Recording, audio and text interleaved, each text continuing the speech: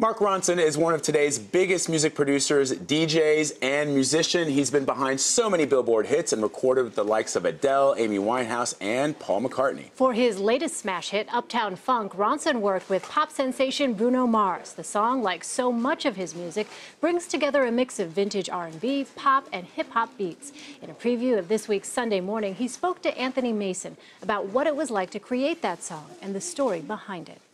Tell me again how Uptown Funk kind of came together. Uptown Funk basically started as a jam in Bruno's studio, and we just kind of went over there one night. I was playing some songs for my records, some demos, and it was me and Jeff Basker and Phil, who writes with Bruno, and Bruno got on the drums. We're like, let's try something else. So Bruno got on the drums, I got on bass, Jeff was on keys, and it really came out of just a jam. So we kind of found the little best bits of the groove and started to write lyrics. So that first session we came out of with, like, you know, this really first verse when everyone's excited and, like, you know, listen to it 20 times in the car on the drive home, and then calling each other like, do you still like it? Like, everyone, you know, it's like that feeling, like we had that, you know, that kind of exciting feeling. You don't get that all the time when you work on music, even with people that you love and that are talented. And then every time we kind of got back together, it's really hard to recreate that feeling, that magic of the initial buzz of when you're writing it. And we could just never get it back. We'd go in, we'd get a couple lines, and the song, you know, really keep falling apart. We had to take it kind of, as Bruno says, take it out of the trash a few times, you know, and I kind of fought, you know, Bruno's on tour, but I was like fighting hard to, like, okay, when can we get back in the studio, finish the song? And it was really when Bruno kind of towards the end came up with the bass line. The do-do-do, you know, the hook that opens the song, that the song really gelled together, and then, you know, we got the horns after that. Don't believe me, just watch.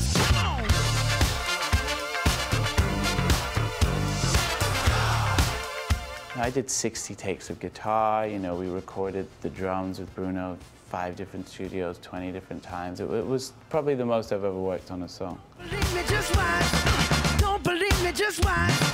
Don't believe me, just watch. Don't believe me, just watch. Hey, hey, hey, oh! You've described, I mean, I think you said around 2011 or so, I mean, you said you felt lost. Yeah, well, I think it was sort of, you know, Version was this big record. It sold 1 million copies in the UK, and then I put out my last record collection, and it didn't do that great. And, you know, I'm just like, you're kind of DJing at festivals or playing with the band, and you see, like, you're in the smaller tent playing to less people, and you just start to doubt a little bit what you're supposed to be doing.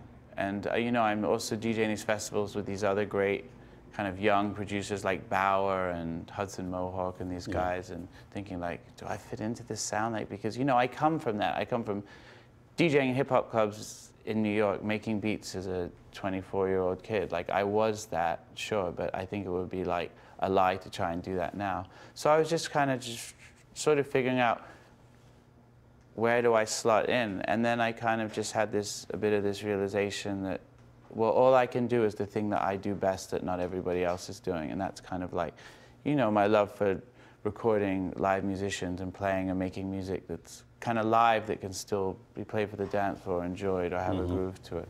Were you worried at one point there that you were sort of getting left behind in music? Yeah, absolutely. I think so.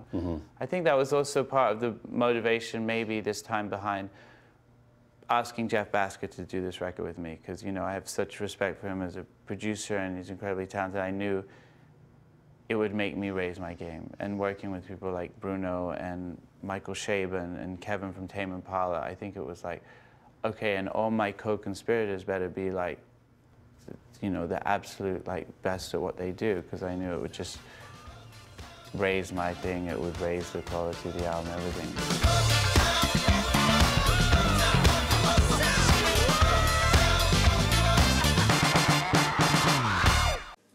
And Anthony Mason joins us now. Anthony, thanks for being here. Such a fascinating conversation to hear. Isn't it interesting to hear a guy who's had the biggest hit of the century, 14 weeks at #1, say that right before it, he wasn't sure he fit in music anymore. It was passing him by. Soul searching. He was worried he was falling behind, and he put enormous pressure on himself on this record to try to deliver something, and obviously he did.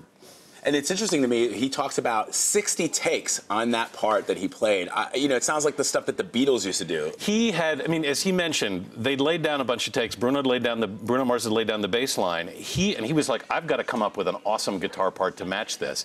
And he was putting so much pressure on himself, he literally got sick. Wow. I mean, he threw up. He was so ill because he was putting all this pressure on himself. And you know, he finally achieved what he wanted, obviously. He grew up in the music world, started out DJing in these New York clubs. Right. How did he carve out his own place in that world? You know, he first became famous as a DJ just working in clubs, and because his love of music is very diverse and crosses genres, I think he won respect from a lot of different people, and that's why a lot of people ultimately came to work with him. I mean, Amy Winehouse came to work with him because he'd built up respect with Lily Allen over there and also with Christina Aguilera.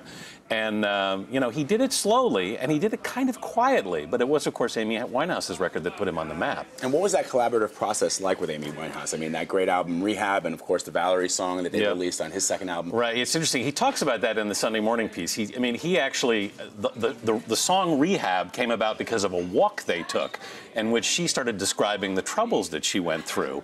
And he said he went back to the studio and said, we need to turn this into a song. And that's where it came from. Oh, I hadn't heard that story. What else struck you about him? I mean, it's just so interesting to hear just the creative process and how they came up with Uptown Funk. I mean... Well, I mean, as I said, one of the things that's particularly interesting, and you forget in music when somebody has a hit, you think it's so easy.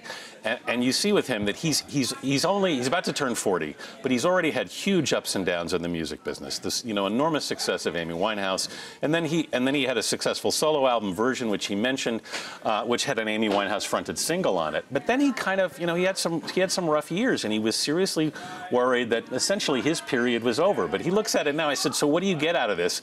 And he's not celebrating. He's thinking, you know what, this gives me another 5 years, you know, in the game at least, you know, to come up with another hit. A lot of people aren't thinking like that, I think, in the music industry, right? They rest on their laurels. They rest on their past hits. He's already looking ahead. Right. He's a very humble guy, and he gives credit to everybody else. And he worked with a lot of really good people on this record and on that song. But, you know, I always look at these guys and say they have hits for a reason. There's something going on there. For sure. Absolutely. Fascinating conversation. Anthony Mason, thank you. Sure. Thanks, Anthony. And for Anthony's entire report, watch Sunday Morning this weekend, only on CBS.